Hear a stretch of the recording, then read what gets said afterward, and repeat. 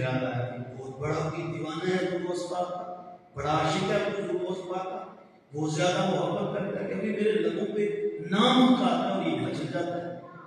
اللہ اکبر۔ تو کہتے ہیں خیر میرے دل میں یہ بات آ گئی کہ بہت کوئی زیادہ ہی کوئی عشق کرنے والا ہے، بہت زیادہ بڑا دیوانہ ہے وہ غوث پاک کا۔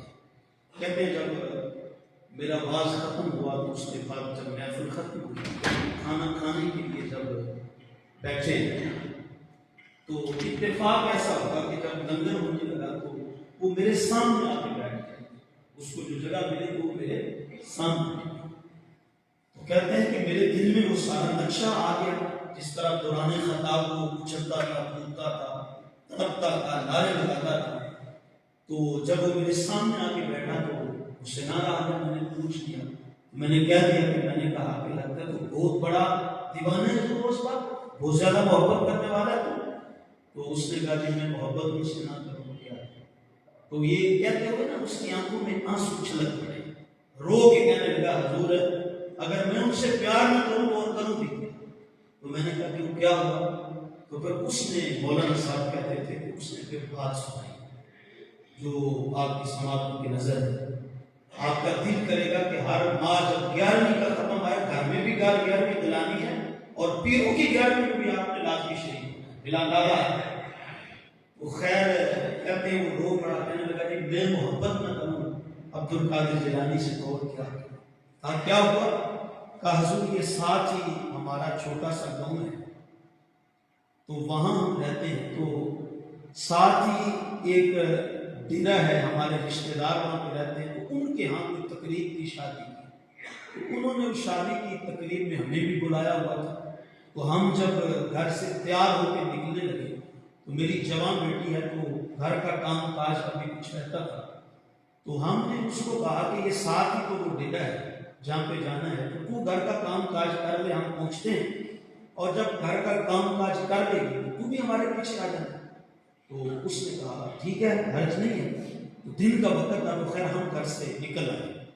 اب وہ بیٹی گھر کے کام کاج سے جب فارغ ہوئی، ظاہر شادی کی تقریب میں جانا تھا، کچھ زیور پہنا ہوگا، کچھ جو ہے وہ اس نے سجا ہوگا، اپنے چہرے کے اوپر جو ہے وہ اپنا میک اپ کیا ہوگا، تو وہ سج سنور کر مولانا جب وہ گھر سے نکلی تو دونوں ڈیروں کے درمیان ایک درختوں کا چھوٹا سا جھنڈ آتا ہے۔ تو ہماری بیٹی جب وہاں پہنچی تو وہاں 4 اوباش نوجوان تھے، انہوں نے ہماری بیٹی کو گھیر لیا۔ تو بیٹی نے جب ان کو دیکھا تو وہ ڈر کے مارے بھاگنے لگی، تو کہا تم ان کی لنگر نیاز کیوں پکاتے ہو مہینے؟ تو وہ ہمسائی بتاتی ہے کہ وہ اس سے جو محبت کرنے والا ہوتا ہے اور اس کا جو لنگر پکانے والا ہوتا ہے، اگر اس کو کوئی مشکل آ جائے، کسی مشکل میں پھنس جائے تو پھر اس کا گھوڑا ہمیشہ ان کی مدد کے لیے تیار کھڑا ہوتا ہے۔ اس نے کبھی پھر دیر نہیں لگائی، فوراً وہ پہنچ جاتا ہے۔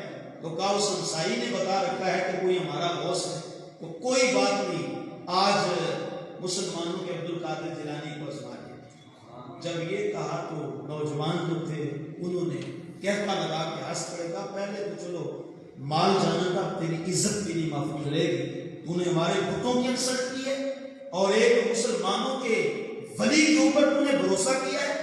وہ کہتا لگا کس طرح، اس نے کہا ٹھیک ہے ضامن بنا لیتے ہیں۔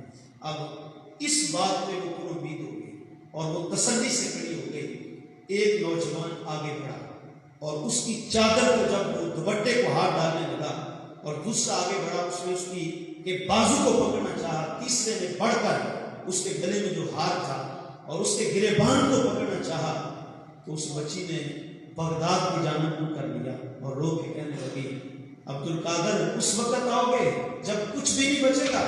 ہمسائی کو کہتی تھی کہ اس نے کبھی دیری نہیں لگائی، ہمیشہ اس کا تیر کمان میں تیار رہتا ہے، اس کا گھوڑا تیار رہتا ہے۔ وہ تو کہتی تھی دیر نہیں لگائے گی، جب کچھ نہیں بچے گا تب آؤ گے۔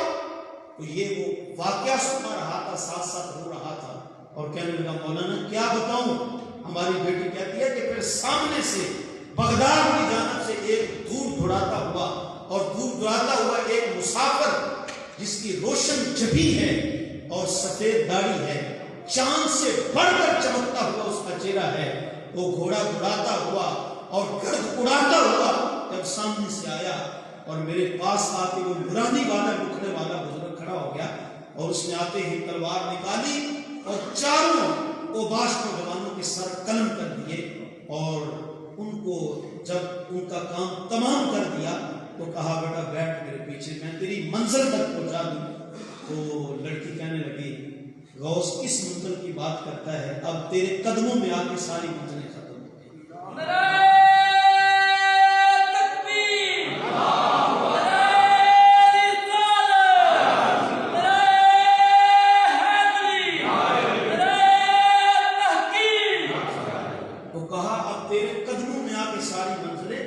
ختم ہو گئی ہے۔ اللہ اکبر۔ کہا اب مجھے منزل تک بعد میں پہنچانا، پہلے مجھے اس نبی کا غلام بنا جس نبی نے تجھے غریبوں کی مدد کرنے کا یہ سبق پاس آئی تو اس نے یہ واقعہ سنایا۔ پھر ہم نے جا کے خود اپنی آنکھوں سے دیکھا وہ جو اوباش نوجوان تھے ان کی لاشیں تڑپ رہے تھے۔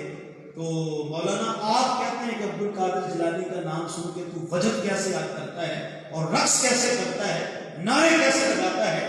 کہا ایمان سے بتائیے جس غوث نے ہماری عزتوں پہ پیرا دیا ہے اس کا نام سن کے مجنون نہ تو کیا، اس کا نام سن کے نعرے نہ لگاؤں تو کیا کروں؟ ان کا نام جپ کے دیکھو، ان سے محبت کر کے دیکھو، ان سے وفا کر کے دیکھو، بڑے سخی ہیں، بڑے لجپال ہیں۔ خدا کی قسم غوث اعظم کو وہ ہے جس کی بارگاہ میں سید اعلیٰ حضرت جیسے بھی اپنے آپ کو نیاز مند سمجھتے ہیں اور یہی کہتے نظر آتے ہیں تیری سرکار میں لاتا ہے رضا اس کو شفیع جو میرا غوث ہے اور لاڈلا بیٹا تیرا۔ غوث اعظم رضی اللہ تعالیٰ عنہ علم کا پہاڑ ہے اور غوث اعظم رضی اللہ تعالیٰ عنہ زہد و تقویٰ کا ایک معیار اور ایک پہچان اور ایک نام ہے۔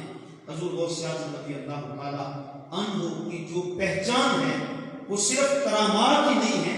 حضور غوث اعظم رضی اللہ تعالیٰ عنہ وہ کوہ استقامت ہیں کہ جنہوں نے ساری زندگی خدا کی عبادت میں بھی گزاری ہے اور رسول اللہ کے دین کا علم پڑھتے پڑھاتے